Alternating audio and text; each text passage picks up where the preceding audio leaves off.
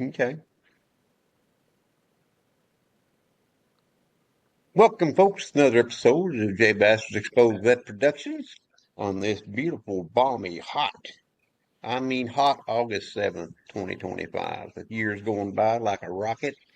It can't slow down. I don't know why. I've tried to slow it down, but you get stuck in the jet wash, I guess, on it and it messes you up. So today we're going to continue our series on disability at the DBQs, and we're going to do the VA calls it the thoracolumbar spine, which basically is a combination of the thoracic spine and the lumbar spine. That's how they rate you. They rate you for the neck, then you've got the other two spinal are put into one because it's basically the same joints, I guess.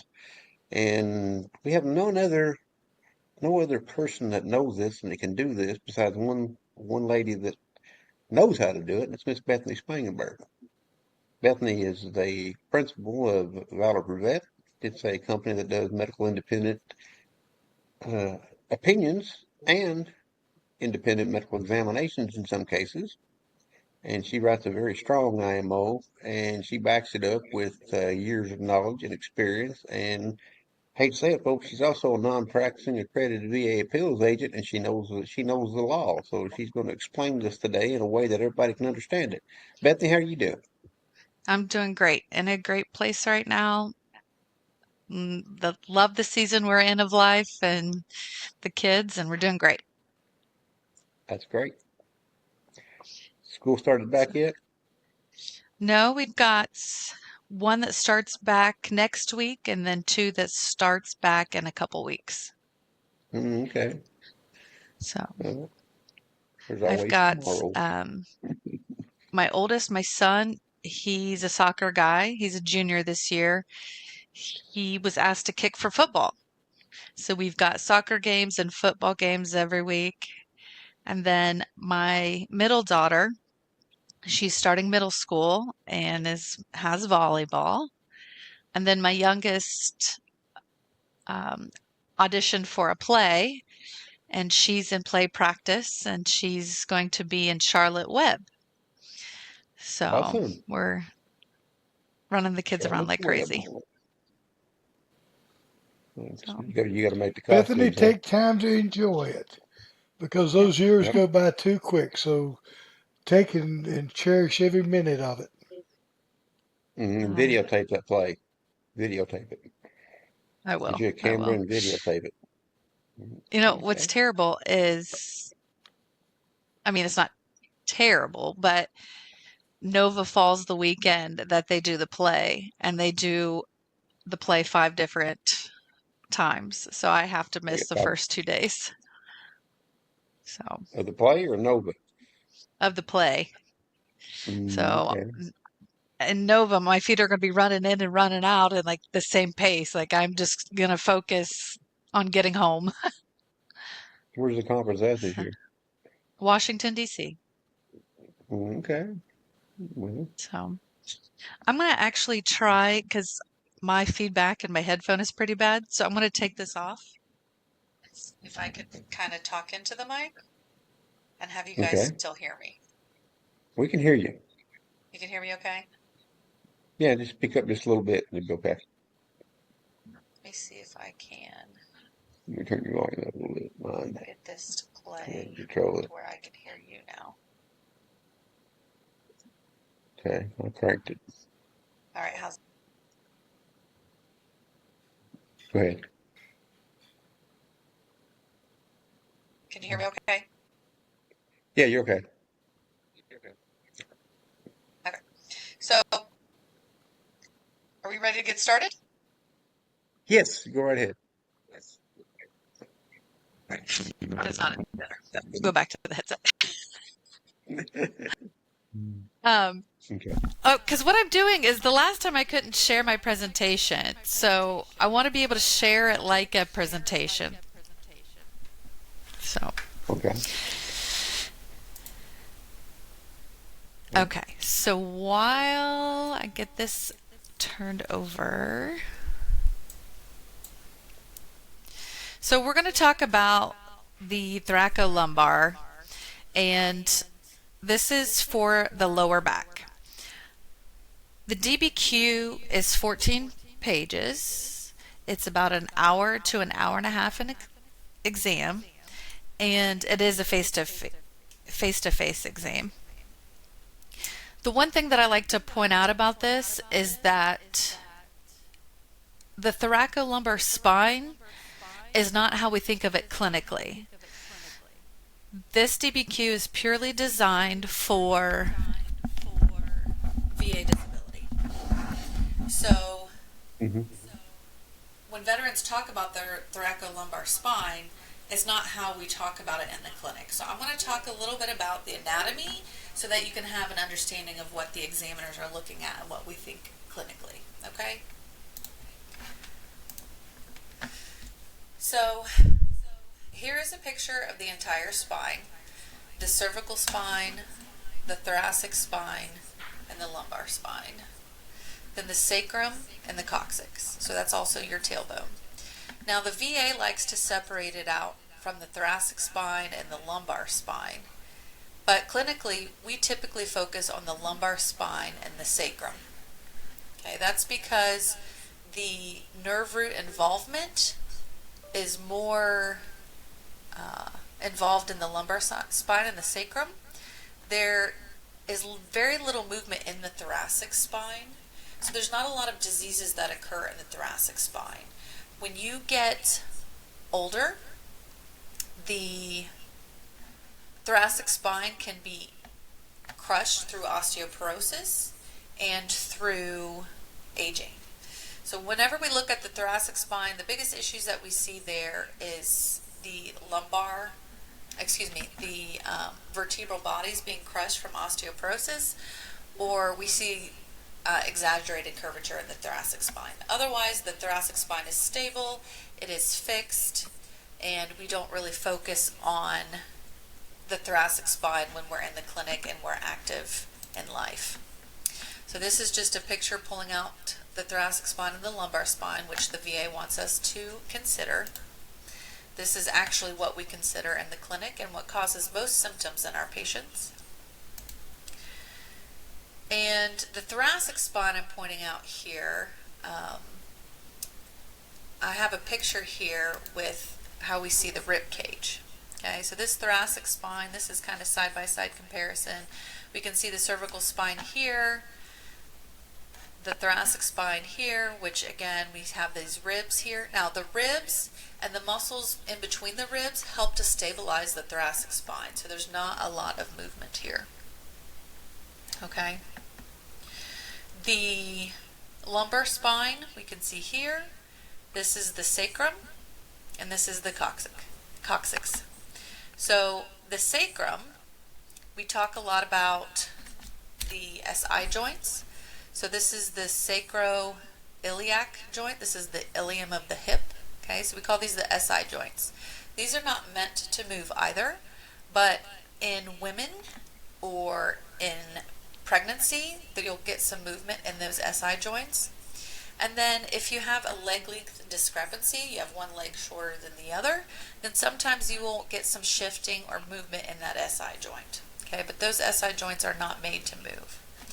Now if I go back, I want you to be able to appreciate, this is the side view of the spine, okay, and this is what it looks like if I am looking at you from the back.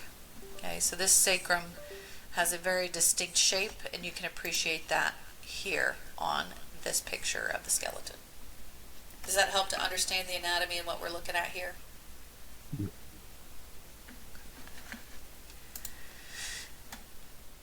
We showed this slide before. I will say that some of these slides are very much the same, but maybe this time I'll say something a little bit different, in a different way, a little bit clearer, so that you can have better understanding. Not all these slides are in the cervical spine, but some are redundant, so you can appreciate the anatomy. So in this picture here, we have the white, which is the vertebrae, the blue, which are the discs, and these are jelly-like discs, and then the red represents the spinal cord and the spinal nerve roots coming off of the spinal cord. Okay? This is a healthy spinal column. Okay, we can see there's sharp edges here. The disc is well shaped and looks what I call juicy. Um, as these lose their moisture, it's usually with aging or degeneration or disease. So we like to see these nice and juicy. This is a spine with arthritis. So you can start to see some change in the shape around the disc, and you can see the disc is not as full. So if we put them side by side, now the one thing to really appreciate or understand is that these discs, as they lose their moisture, they become more flexible and you can get more movement in that area. The more movement you have in a joint, the more likely you are to develop arthritis. So when it's young and healthy and these discs are firm and full of fluid, you have less movement around these joints and the spinal column can preserve itself. As we lose that fluid and we age, the spinal vertebrae here start to wear and tear, and that's where we get the arthritis. This is looking down through the spinal column as if I'm looking at the top of your head, looking down at the spinal column. This is the spinous process that we feel when we touch the back of our neck or we push in the middle of our spine. Those are those pointy areas that we feel. This is the transverse process. It is there to protect the nerve roots that come off the spinal cord. The center here, the material in the middle, is the spinal cord itself. And these little wings, they actually go into the arms, into the ribs, and down into the legs. Those represents the spinal nerve roots that come off the spinal cord. Now the bony hole that is here, that allows the spinal cord to go through that, is called the vertebral foramen. Okay, and then this is the vertebral body.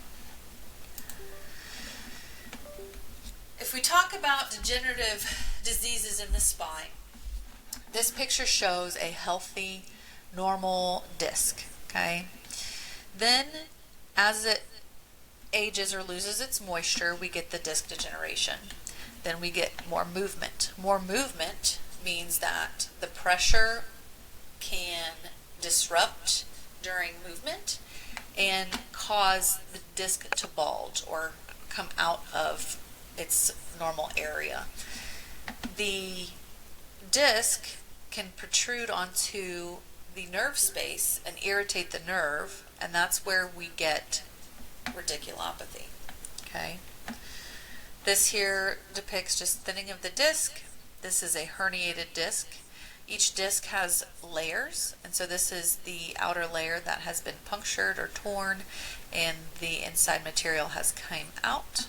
And this can also happen where it is in more towards the back, and it can irritate the nerve root. And then down here at the bottom, as I showed before, is where we start to get the arthritis buildup from the degeneration. Now, I want to point out specifically in this area of the spine. So this is the lumbosacral junction, where the sacrum meets the lumbar spine. If we understand physics, this particular area is a fixed,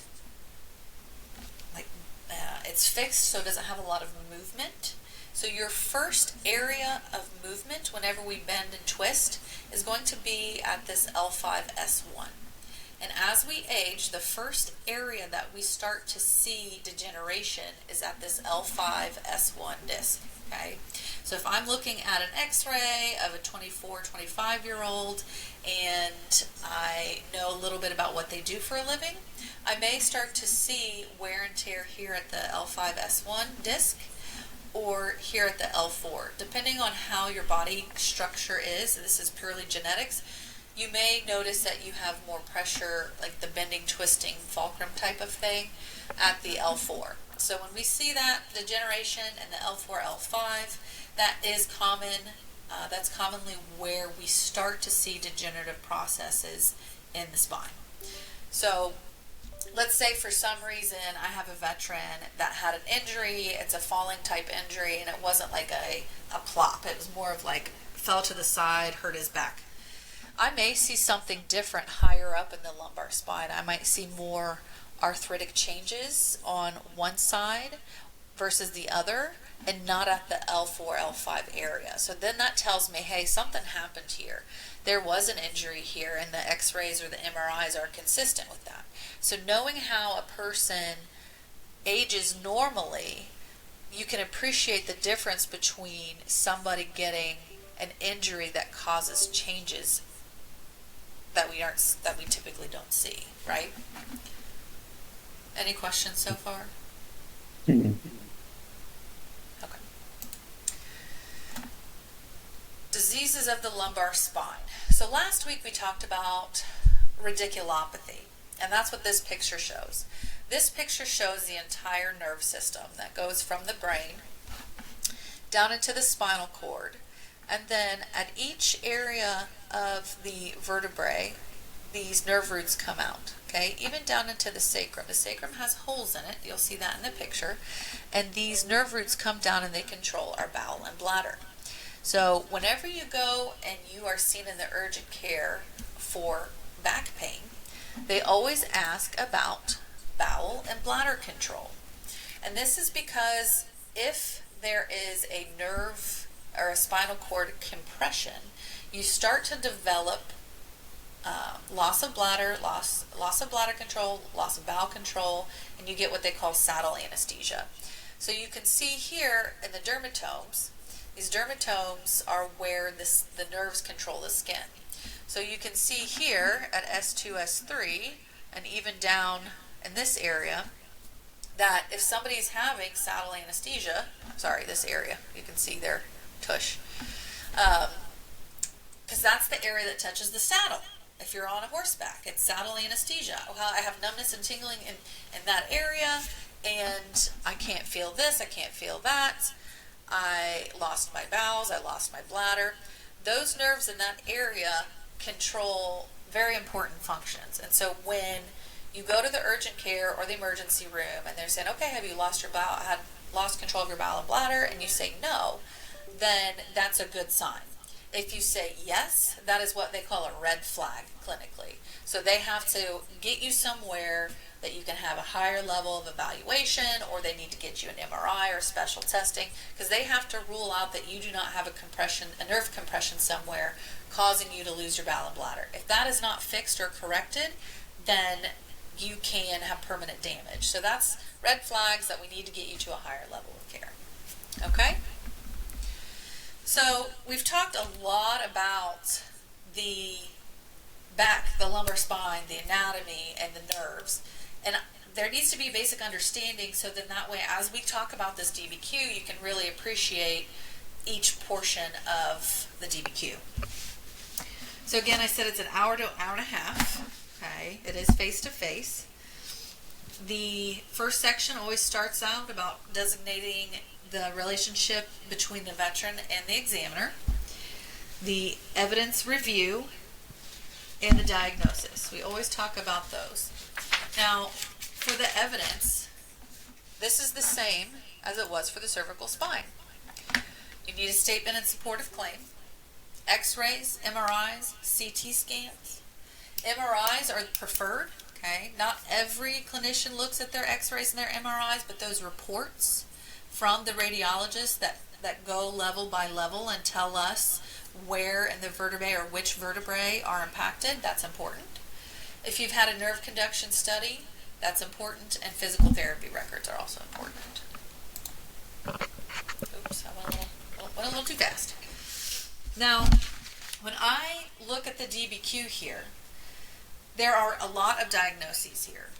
And a veteran can have more than one disease or condition of the lumbar spine.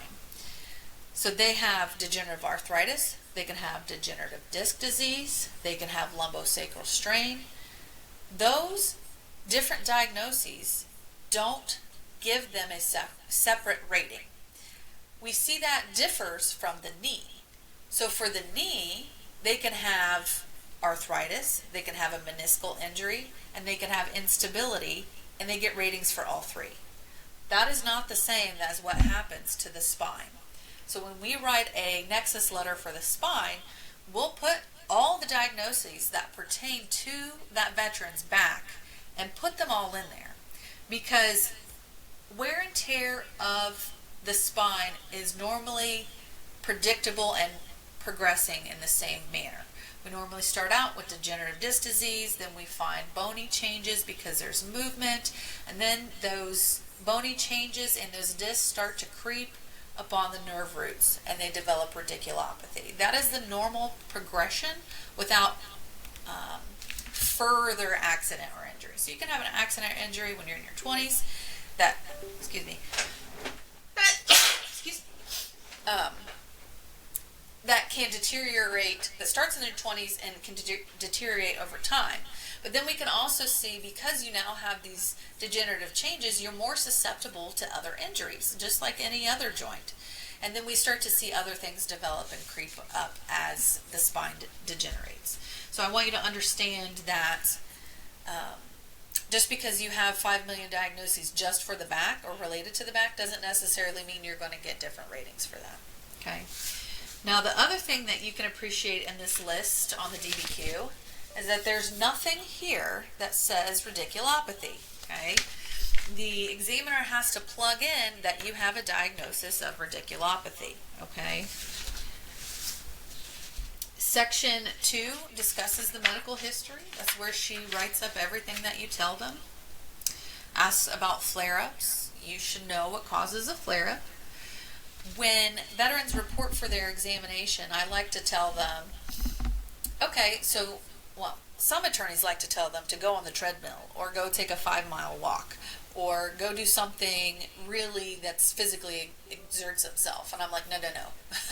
We're not trying to cause a heart attack. We're not going to try to cause any other issues because we're trying to overwork the veteran so they can go into that CMP exam with a flare-up. Because the veteran should always be considered on their worst day.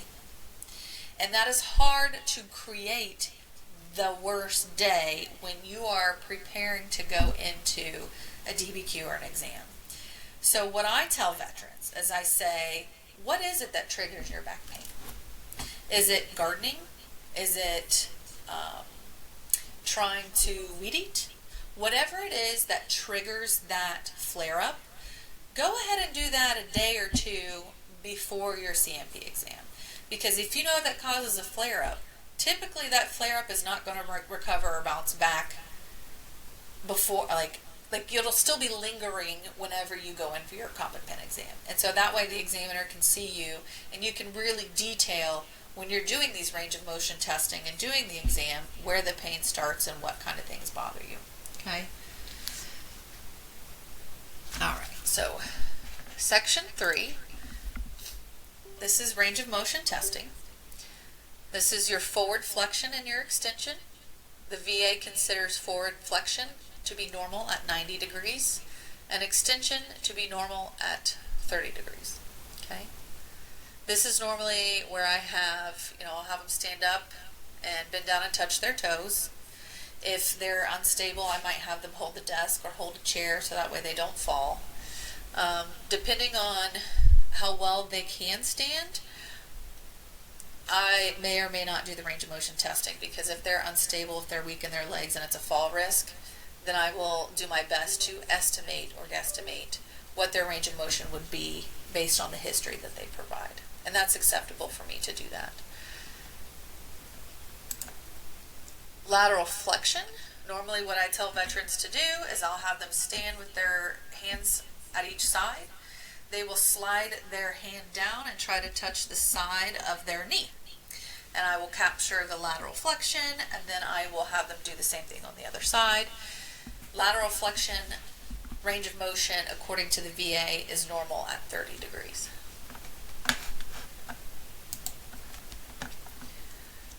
They're also supposed to be capturing rotation. This is lumbar rotation. This is where you're turning at the waist, and sometimes it can be difficult to capture because we also turn at our head. And so we're not trying, as examiners, we're not trying to capture the range of motion at the neck, but at the waist. So some people or some examiners have the veteran put their hands on their hips or up on their sides, a little higher than their hips, and then they'll try to get them to rotate while seated. Because if you are seated, then you know that your sacrum is not going to move because you're sitting on your butt bone and your sacrum is fixed between the butt bone. So they'll have them put their hands basically on their fat rolls, as at least that's what I'm doing, and have them rotate at the waist. Okay? Any questions about that? Okay. All right. The comedy hour. What'd you say? The comedy hour. Hey, I gotta make it lively somehow. The handles. This is a lot of data overload, overstimulation. So for the range of motion, the takeaway is the examiner is going to capture a lot of numbers. They're going to do an initial range of motion. They're going to document at what degree the pain starts. They're going to do an observed repeated motion. So they're going to have you do the movement 3 times and then capture that range of motion. Then there's 2 parts where the examiner is supposed to use their clinical skills, the history that the the veteran provides, and the MRIs, the testing, all the other objective reports, and they're supposed to discuss what they think the limitations would be during a flare-up and with repetitive use over time. So using a goniometer, of course. Yes, using the the guesstimation part is something that requires clinical experience. New practitioners probably can't provide that. But what that is we're trying to use our clinical skills to say, what kind of limitation does this veteran have? And in the past, the VA didn't really ask the examiner to think much about that. They didn't ask them to discuss pain or where pain started in range of motion. When I did these DBQs 12, 13 years ago, there was not a place for me to document where their pain started. When I got into the private sector and started doing these DBQs as a private examiner, and I learned from the agent side of things, I then started to document in the comment section where their pain would start with each range of motion. So I'm happy to see that 13 or 14 years later, they're finally catching up to what it should be. So they actually document 5 pages, so it's a lot.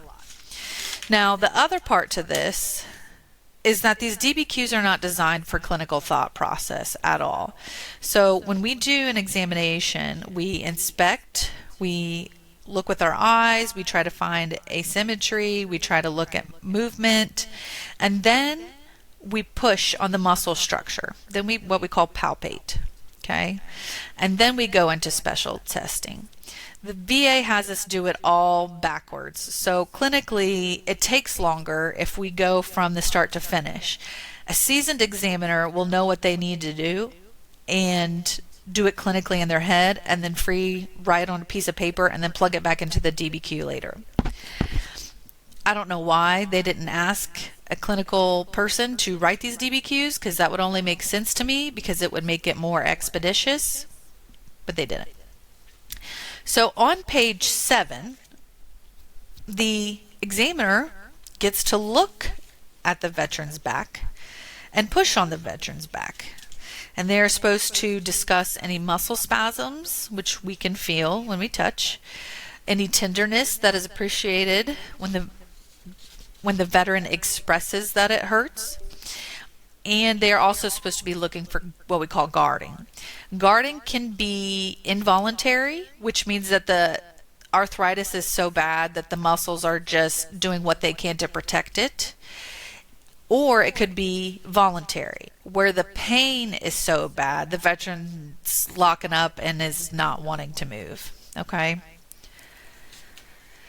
The examiner is also supposed to observe the veteran walking, sitting, standing, and doing their normal movements, transferring from sitting to standing, standing to climbing up on the examination table, and they're supposed to document any abnormalities they appreciate with that.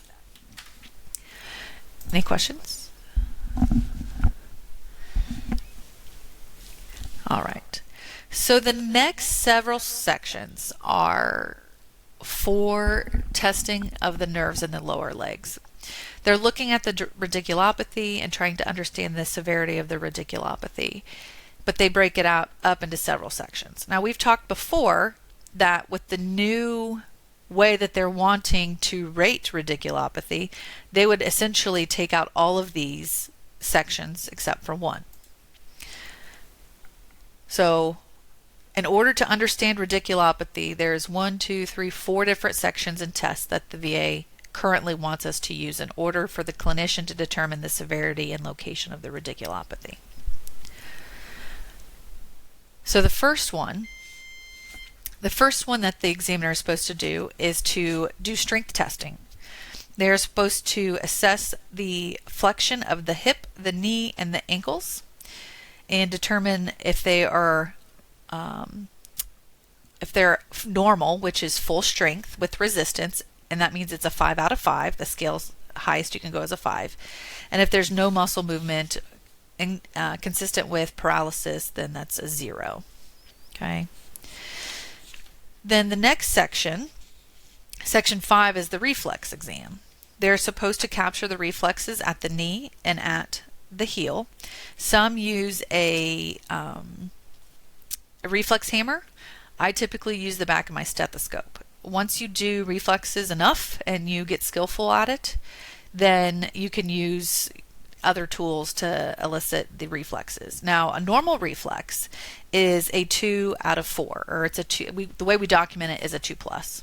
Okay, if there is hyperactivity, meaning that it's more extreme, the reflex is more prominent, that can indicate nerve root irritation. And if it's hypo responsive or hypoactive, then it can also indicate nerve root irritation. And so it just varies person to person. It varies nerve by nerve. There's no consistency to say like everybody that has this type of reflex response means this. It's just, hey, this isn't right, this isn't normal, we need to investigate it further. Section 6 looks at the sensory exam, which we've talked a little bit about. Now, it is not typical for examiners to test S2 and S3. Okay, S2 and S3 is the sacral nerve 2 and sacral nerve 3. So if they're doing that, we have a problem. However, the dermatomes, as you can see here, T1 through S2, well, S2 you can test with the back of the legs. T1 and T2, we normally don't test those in the clinic because we're not assessing for thoracic issues. The thoracic spine is pretty stable. In the DBQ, they don't ask about the thoracic spine. And I've had a veteran come in and say, well, I have arthritis in the thoracic spine. Because there is very little movement, any abnormalities in the thoracic spine are typically not from the cervical spine and lumbar spine. It's typically something else has gone on. Something with your breathing, something with external trauma, but degenerative wise, we're not going to see that in the thoracic spine. Now, when you talk about osteoporosis, which is a nutritional issue, meaning you're not eating the right, like your body is starting to pull the calcium from the bones and those bones weaken because you have to have calcium in your bloodstream for cardiac function, then we see that compression. Okay. So for when we look at the sensory exam for the thoracolumbar DBQ, they only want sensory testing in the lower extremities. And this is when an examiner may take a tissue, piece of toilet paper, cotton ball, and they'll wipe on the different dermatomes and ask you to say yes or respond whenever you Mhm. feel them touch. Okay, Dick. Okay? What about scoliosis? One thing that is different and unique for the lumbar spine is what we call straight leg testing.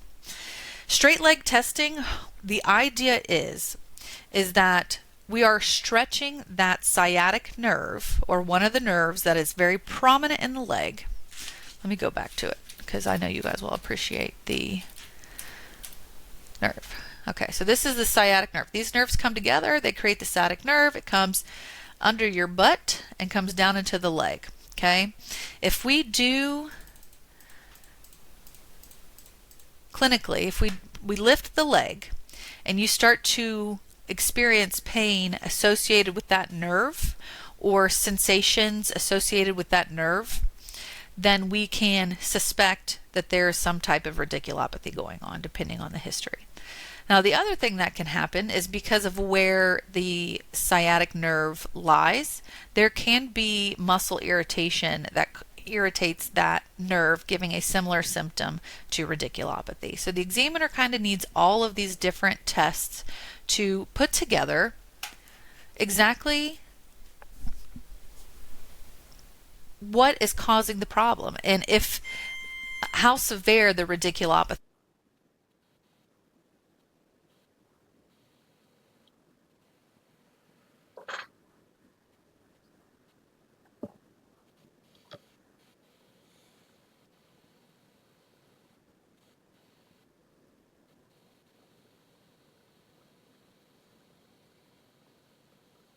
No.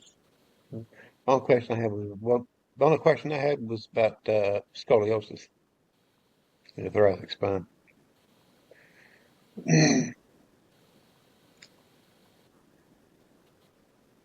Well, he's talking about issues with the thoracic spine. I mean, scoliosis is probably the most common problem with the thoracic spine.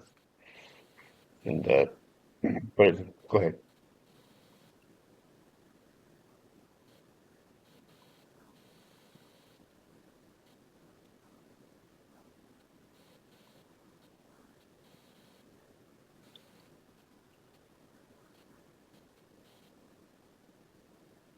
Mhm.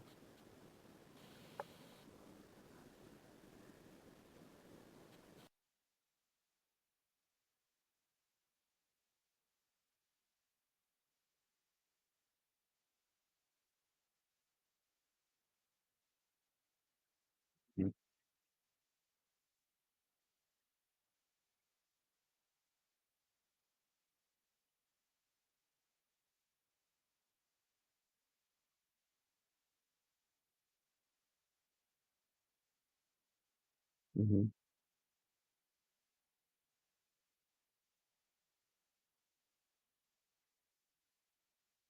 Yeah.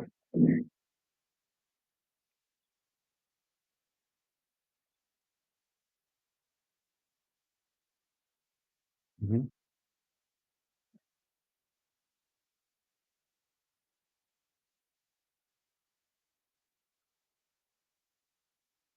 Mhm.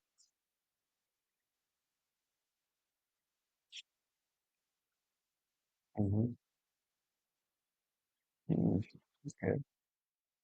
Yeah, and I was also thinking about some folks, they've got issues like, say, shoulder elevation, diaphragm paralysis, and things like that, where your diaphragm is paralyzed and it doesn't retract or up and down. Your shoulder automatically elevates up probably a couple inches higher than the other shoulder. In that process, it curves into the spine in the process.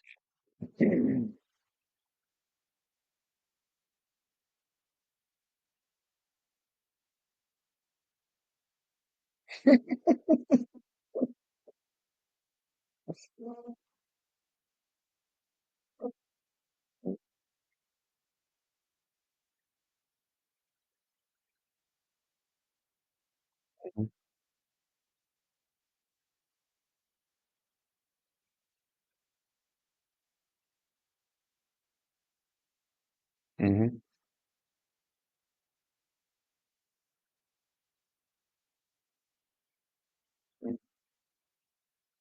Okay.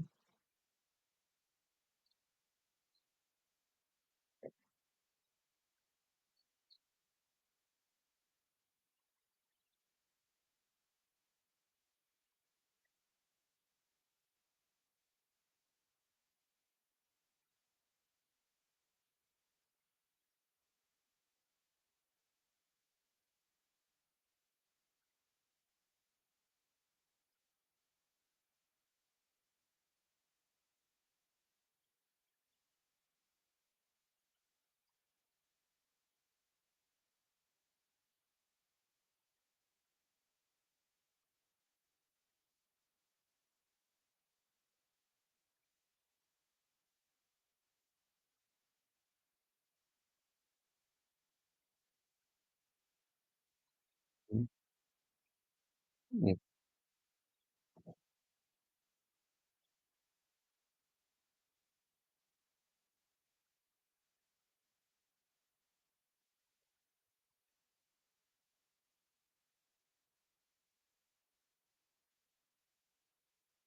mm,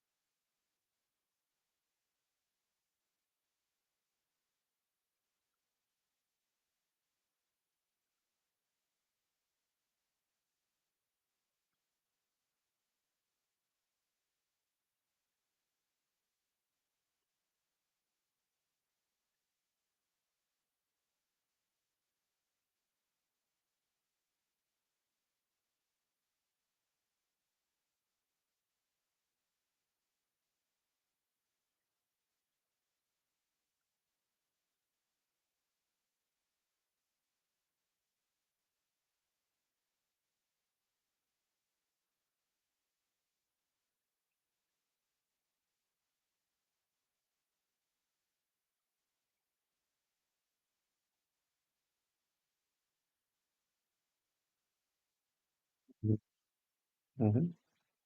Right. Ask him if he was one that loaded the burn pistol, the junk that burned, maybe you get it connected that way.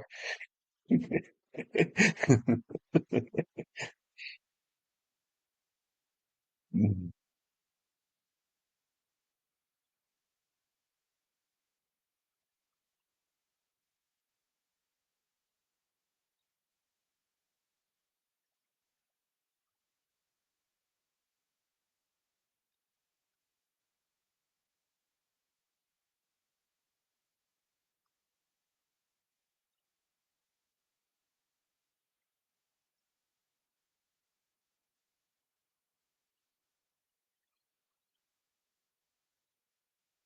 mm.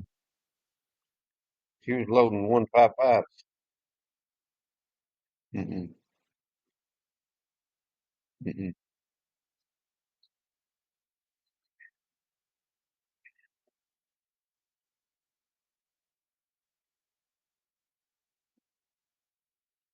mm.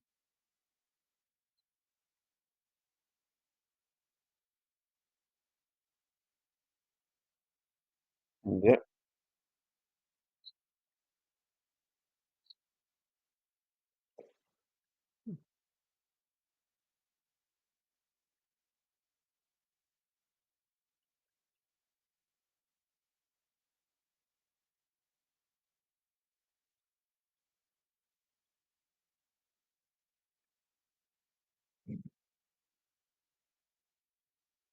Workers.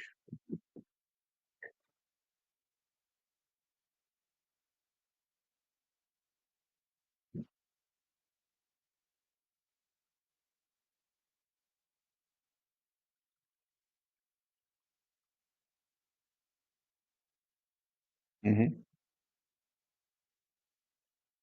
Slipping disc. Mm-hmm.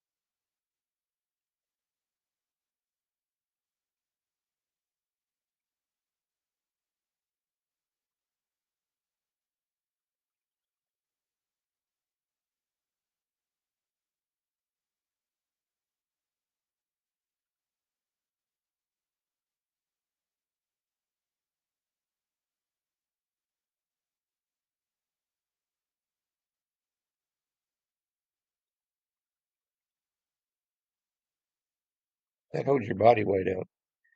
And that's under a lot of pressure. It holds your body weight up because it's that far down. Hmm.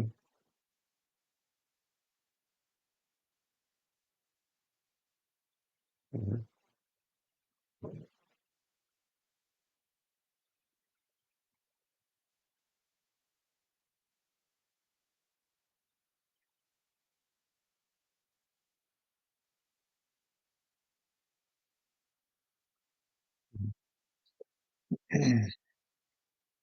Hmm. Uh,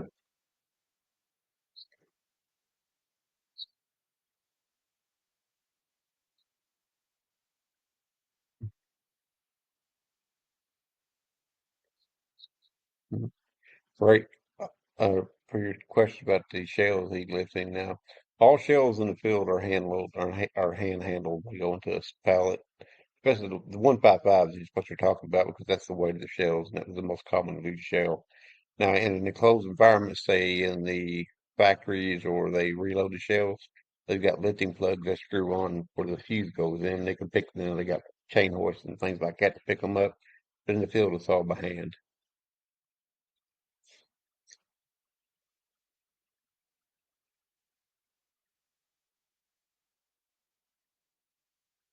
Hmm. Lift with their legs.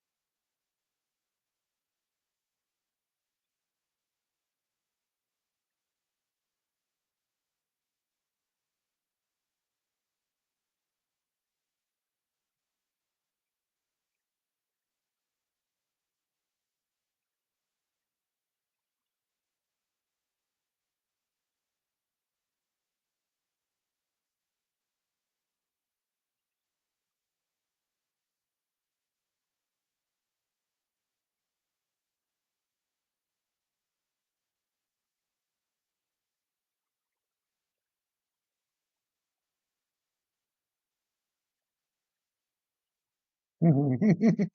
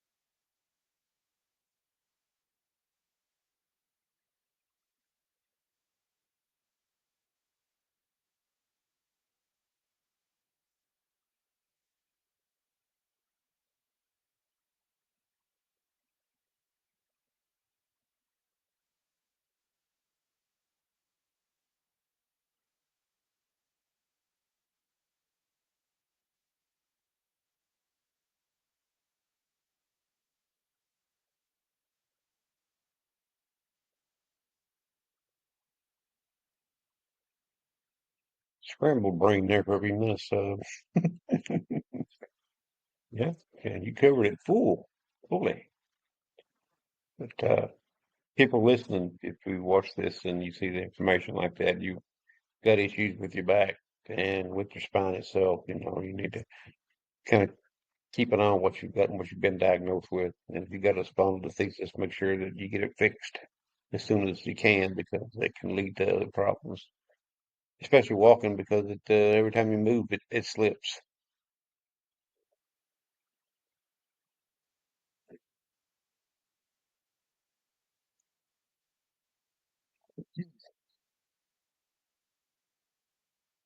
Hmm.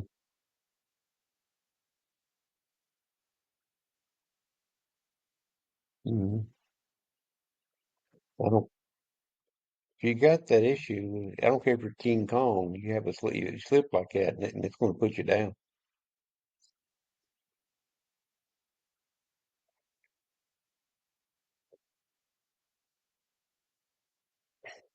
Hmm.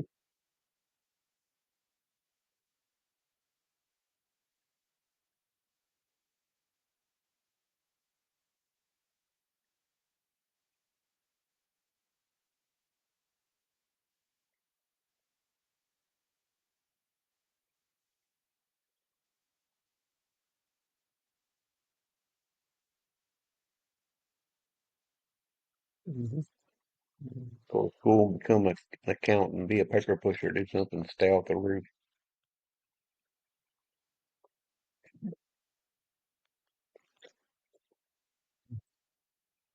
Hmm. Okay. Well, we covered a whole lot of territory tonight. I think we went up and down the West Coast and back down and over to Vegas and pulled a couple of levers and went back to the West Coast. We covered a lot of it, a lot of roads, a lot of miles. But now we got to pick a subject for next time. But we'll figure it out. Ray, thanks for coming on, buddy. Okay. Okay. Chronic fatigue syndrome. You heard the guys. That's what we're going to do next time. Is chronic fatigue syndrome. That's something I need to check into too. But with that, I want to thank Bethany for coming on. You can reach Bethany at she is just go to valorforvet.com. That's Valor four and the number four vet.com. And if you need help with an IMO or anything like that, just go ahead and punch in the information. She's got a portal and she'll pick you up and they'll be in contact. With that, this is John on behalf of Mr. Ray Cobb and Bethany Spangenberg. We'll be setting off for now.